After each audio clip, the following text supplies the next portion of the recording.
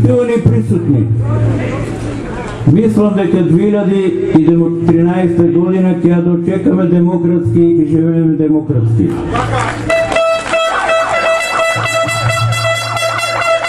Овие од власта, како што ги извитоперуваат тезите и како што ги помешуваат лончињата, од лага прават вистина, а од вистината на опозицијата и на народот прават лага.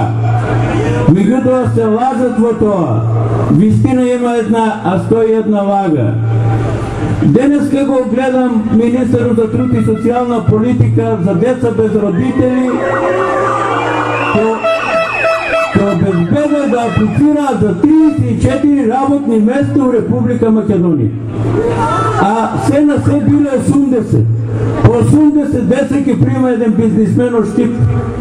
Тај ли е голем проблем што тој ќе го решава? Да не збориме за становите. Тоа е обична фарса и лага.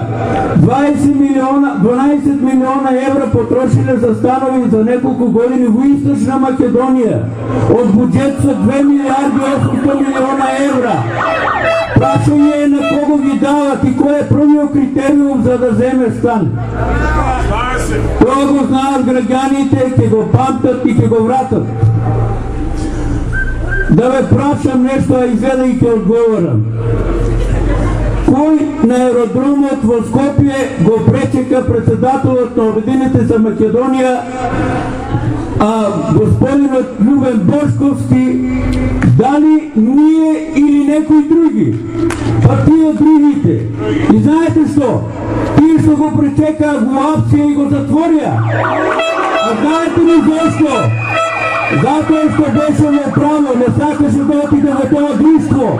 И добро е што не отиде во тоа друштво. Затоа што човекот е правник и знае за последиците што му следуваат натаму. Зар не видовме или не се некој сраме од нив? Како ги нашите борци истера од канцелариите? Го истераа народот, ја истераа револуцијата, истераа историјата. Починатите борци, деца се превратеа во гробот во тој момент. Каде оди оваа власт? Што беше тоа? Вулгаризмот на Амди Бајрам на митингот. Додека целиот македонски народ го осудуваше и осудуваше таа постапка, тие кои са тие му ракоплеска, мислам дека се само не македонци. Але, за тоа праша и со Амди Бајрам, оставам ромската популација, сама ќе го реши тоа. И тие ќе му судат. Се поатрактивно и по-присутно е некоја лустраторна комисија со некој председател Аџиев. Почна да лустрира луѓе од ману, почна да лустрира луѓе од науката. Знаете ли што ме подсетува на она мрачно време, кога Хитлер ја палеше литературата во Германија и не му требаа научници, за да покасно свати, прво ги седе химичарите и физичарите да му прават бомби за уништување на народ.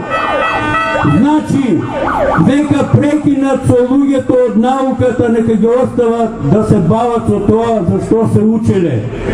И конечно, тој господин Аџиев нема ништо лошо, нека ги објави преку пишани електронски медиуми своите податоци да видиме кој е, како, кој семејство е. Да видиме дали има некој учесник од неговото потесно и пошироко семејство во 1000 денове и 2001 година. Мора вистината да испадне на виденината. Бидите поздравени. Никој до сега не е победил народ. Немате